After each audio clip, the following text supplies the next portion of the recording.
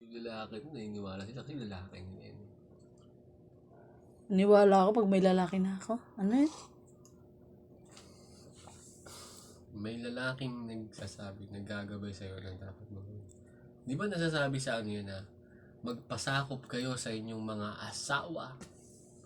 Hindi asawa literal na ano yung ano talaga, legal Yun yung sabi yun, parang may boyfriend ka, may kaibigan ka lalaki. Kasi ibig sabihin yan, may authority yan, lalaki mo yan.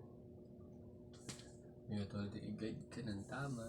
Alam minsan, dahil bulag kayo sa mga paniniwala na sabihin ni yan yung magulang nyo, sabihin ng magulang, huwag kang makinig yan, babaeo yan, huwag kang makinig yan, manluloko yan, huwag kang makinig yan, may asawa niyan. Diba nakikinig kayo? Siyempre ano yun pero tutusin, wala silang base yan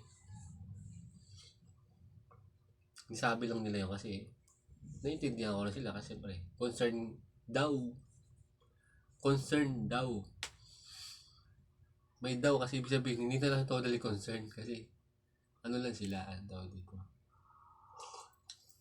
iba talaga yung concern kasi ang tunay na concern na sasabihin sa'yo ikaw pero dapat mag-ano ka muna, di ba? Yung gano'n, nangyari pero kung laki na kilala sabihin mo ikaw baka mamaya, di ba yung gano'n nabuhay ka lang yan baka mamaya may asawa din parang gano'n hindi yung sabihin may asawa na yan hindi niya pa naman alam na talaga di ba?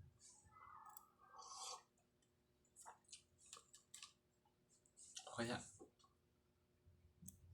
sisirahin ka ba? Mabibigyan ka ba niya ng ano? Hindi mo pa naman nasusubukan, di ba? Parang kala mo na ano ka na nila na nakasama ka na nila na kung ano yun ka kung pag consent parang kala mo nakasama ka nila yung inaano nila, di ba?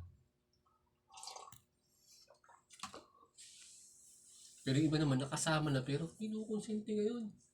Inaayos pa. Yan, nakasama niya na yung pamilya. Yung lalaki. Alam niya na yung ganun ng tamad. Walang pangarap sa buhay. Sinusuportahan pa.